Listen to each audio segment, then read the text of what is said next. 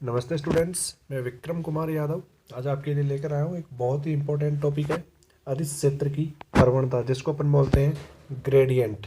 ठीक है स्टूडेंट्स, देखिए प्रवणता क्या है, अदिश फलन की प्रवणता या फिर ग्रेडियंट होता क्या है, आइए इसको देखते हैं। तो इसकी परिभाषा है, देखिए किसी अदिश क्षेत्र में अदिश फलन की दूरी के साथ अधिकतम परिवर्तन की दर को उस अदिश फलन की प्रवणता कहते हैं।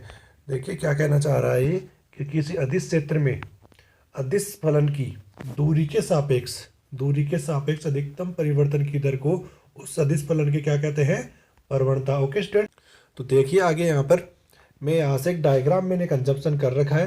देखिए यहाँ पर मैंने दो फलन ले रखे हैं, फाइव एक तो है फाई, एक है फाई प्लस डी फाई, जो इससे डी आर दूरी पर उपस्थित है। ओके, यहाँ पर मैंने इस फाई पर एक बिंदु ले लिया है पी, और यहाँ पर इस फाई प्लस डी फाई पर एक बिंदु ले लिया है क्यू।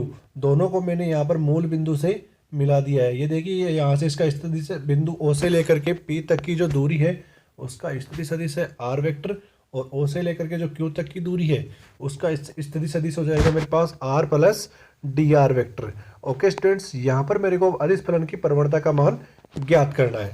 ठीक है, तो आइए देखते हैं कि ये क्या कहना चाह रहा है। माना दो समअदिश पृष्ठ फाई तथा फाई प्लस डी फाई क्रमश से आर तथा आर प्लस डेल आर दूरी पर उपस्थित है। प्रथम पृष्ठ को मैंने नाम दे दिया है यहाँ पर S1 पर अदिश फलन का मान है माना फाई है, तथा स्थिति डी आर में परिवर्तन के कारण बिंदु Q पर अदिश फलन का मान फाई प्लस डी फाई हो जाता है। ओके स्टूडेंट्स, तो बिंदु P व Q के मध्य विस्थापन डेल आर वेक्टर है, तो PQ दिशा में अदिश फलन फाई के परिवर्तन की दर हो जाएगी मेरे पास del phi upon del R. Okay students, इसको दे दिया है मैंने यहाँ पर इक्वेशन नंबर फर्स्ट। अब देखिए अपन बात करते हैं त्रिभुज पी क्यू आर की। त्रिभुज आर की अगर मैं बात करूँ यहाँ, तो देखिए स्टूडेंट्स इस त्रिभुज पी क्यू आर, ये वाला त्रिभुज मेरे पास पी क्यू आर रहा। अगर मैं इसकी बात करूँ तो यहाँ पर मैं कोस थीटा एंगल लेना चाहूँ तो कोस थीटा का फॉर्मूला होता है आधार बटे करण। ओके, आधार बटे करण अगर उसका फॉर्मूला होता है तो यहाँ पर देखिए ये बिंदु आर पर है वो कोण है समकोण, और यहाँ पर डेल एन ये हो जाएगा अपना आधार और कर्ण हो जाएगा बिंदु पी क्यू।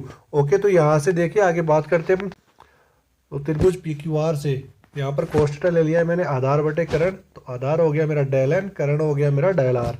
तो यहाँ से इसको वज्र गुणा करवा दूंगा तो del R is equal to हो जाएगा मेरे पास del N upon cos theta. Okay, इसको दे दिया है मैंने इक्वेशन नंबर 2।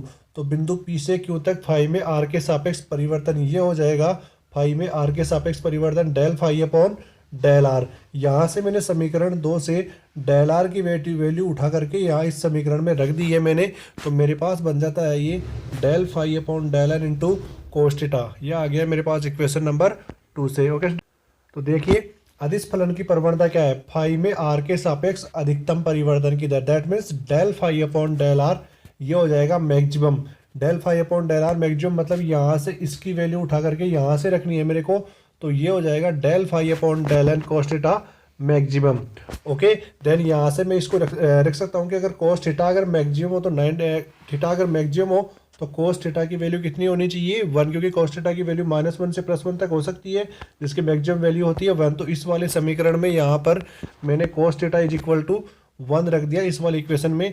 तो देखिए मेरे पास आ जाता है ये del phi upon del N into N cap. Okay students, तो इसकी दिशा पृष्ठ के लंबवत बाहर की ओर होती है, इसकी दिशा पृष्ठ के लंबवत बाहर की ओर होती है। ओके, तो देखिए किसी अदिश क्षेत्र में अदिश फलन के अधिकतम परिवर्तन की दर को उस अदिश क्षेत्र की प्रवणता कहते हैं, अर्थात gradient phi is equal to D phi upon D N into N cap, then del D phi upon D R maximum into N cap. देख दो अपने पास जो इक्वेशन समीकरण नंबर ये 4 आया है, यही है मेरे पास अदिश फलन की प्रवणता, जिसको अपन बोलते हैं ग्रेडियंट फाई। ओके स्टूडेंट्स, उम्मीद करता हूँ आपको वीडियो बहुत अच्छा लगा होगा, तो please like share and subscribe कर दीजिएगा। Thank you.